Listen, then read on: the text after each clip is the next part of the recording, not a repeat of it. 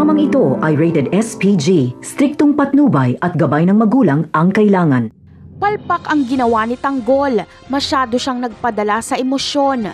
Noong malaman niyang hawak ni Pilar si Tinding ay agad siyang umalis para iligtas ang kanyang lola.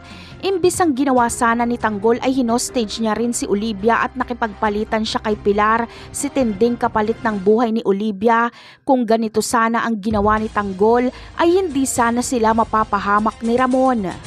Ngunit paano nga bang nangyari na natalo si Ramon at Tanggol ng mga tauhan ni Pilar, gayong kahit malalaking grupo ang kanilang nakakabangga ay hindi sila nasusukol? Simple lang ang nangyari dito. Patibong ni Olivia ang pinasok ni Ramon at Tanggol.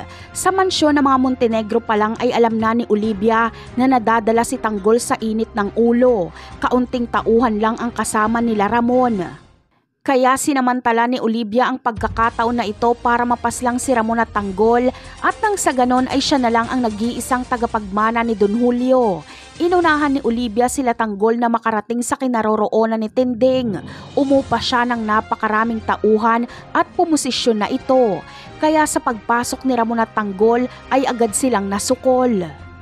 Samantala, isang grupo ang hindi inaasahang sasali sa bakbakan. Ito ay sila Don Gustavo. Darating si Don Gustavo kasama ang kanyang mga tauhan. Kaya si Don Gustavo ang makakapagligtas kay Tanggol at Tinding. Habang si Ramon ay hindi papatay ni Don Gustavo dahil baka kamuhian siya ng anak niyang si Marites at apo niyang si Tanggol. Napag-alaman kasi ni Don Gustavo ang tungkol sa pagkidnap ni Pilar kay Tinding dahil pinasundan niya si Pilar sa kanyang mga tauhan. Napakarami pa nating dapat abangan sa mga susunod na episode. Paalam!